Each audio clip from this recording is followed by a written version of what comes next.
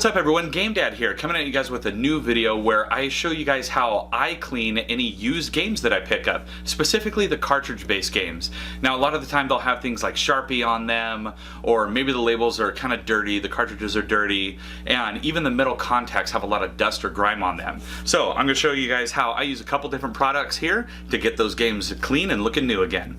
Alright, so as you can see here, we have a couple of N64 games. These are ones that I recently got from a coworker, and one thing he pointed out that he did with all of his games, which many people did, was this. Sharpie on the plastic, and I don't know about you, but that's super annoying. So I am going to show you guys what I do anytime I get new cartridge games in and they have Sharpie on them. Not on the label necessarily, but Sharpie on the plastic. And then also what I do to go in and clean the games up a little bit. That way the contacts are nice and the games are good to go.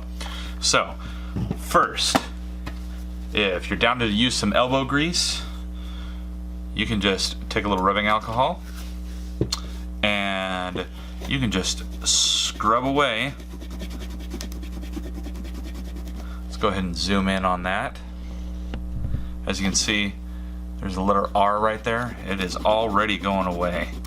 You can see that letter C.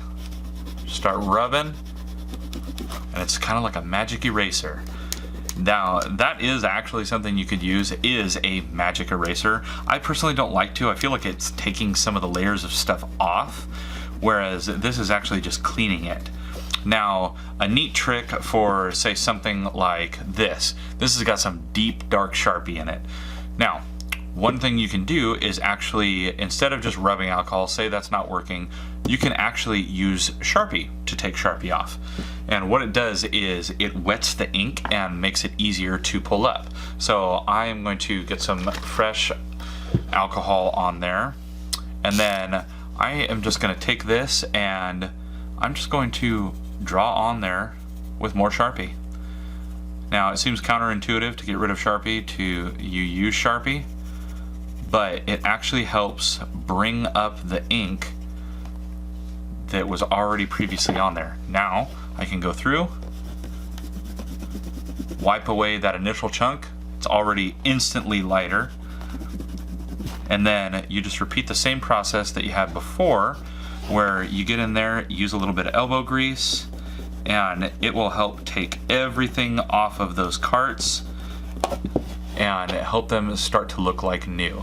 As you can see, it's almost entirely gone already.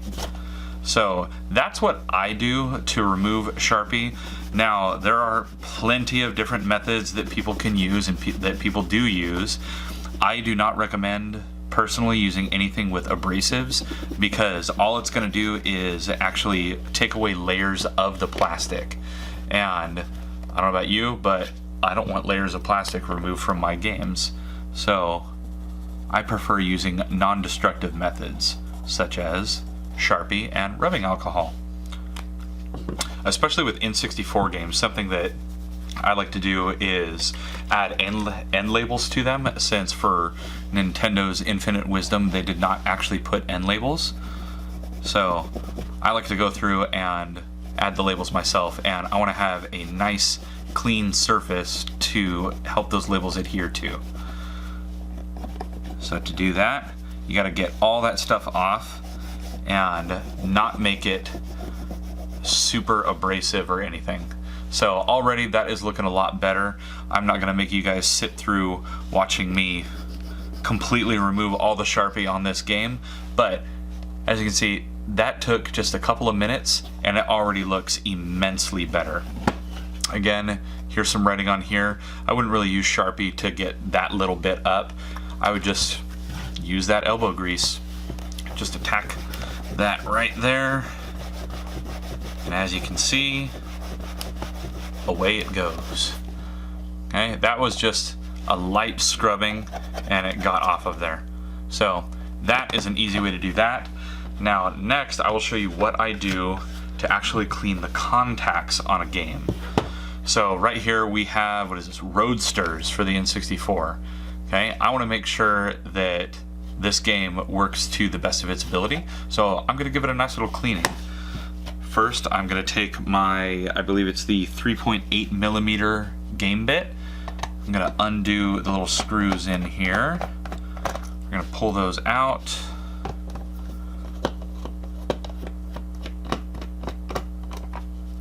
There we go. And then just kind of slide that down. Most N64 games all have this little shield, and with that shield it takes an actual Phillips head. I like how Nintendo totally just gave up once you get past the game bit, the security bit in there. You just use a regular screwdriver and you'll be good to go. So we're going to go ahead, get that screw out of there, remove the heat shield. Come on now. There we go. Pry that guy out of there, take it out of its snaps, and now you can see the bare contacts. That's what we want to get to, is those bare contacts. Now, it may actually look fairly clean, but first what I'll do to remove any of the just regular dirt that's in there, let's see if I can zoom in a little more for you. Nope, that's it. Is I will take some rubbing alcohol and a Q-tip, and I will just remove any of the basic dirt that is on there. Just clean up all the dust. Gotta make sure you get that underside as well. And that just gets rid of that initial layer of dust on there, which nobody wants dust on their games. Got that little shield popping out of its place. There we go. Oh, there it went again. There.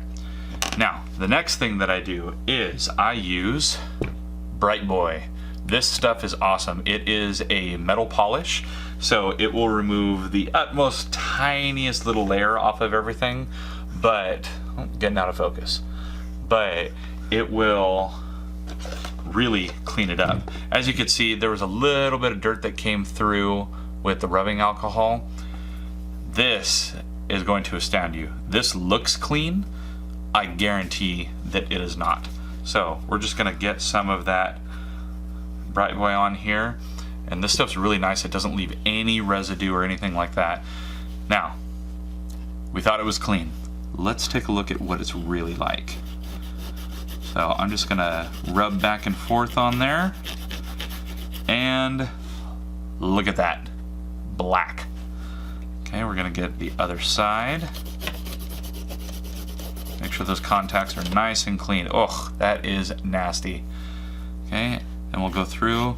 It doesn't leave any residue if you leave it on there, but I like to wipe up the excess. So we'll get that there, get that underside. And there we go. Now, those pins look good as new.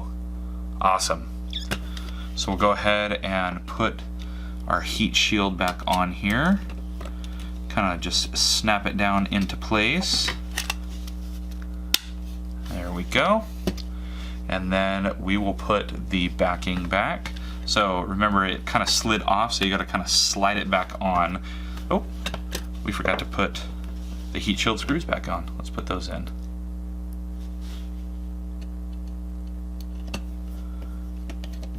Just screw that heat shield back down. Not like it's going to go anywhere with all its snaps in place.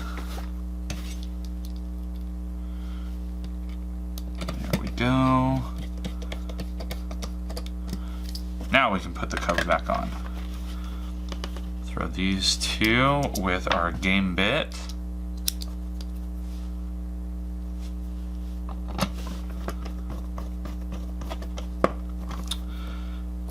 And now that takes our game carts, our game cart that was dirty and gross, and it is ready to go and get an end label. So there you have it, everyone. That is the process that I go through every time I get any kind of new cartridge-based game.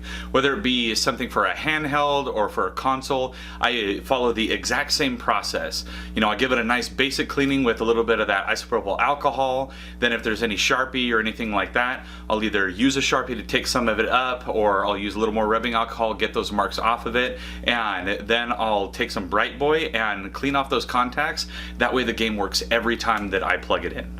Now, when you're getting big bundles of games, it might seem like it's a lot of work, but honestly, in the long run, it's a lot better, and it means that the game itself won't experience any kind of extended deterioration over time. So it's worth it to put in a little bit of that extra effort now so that your games will last a long time into the future.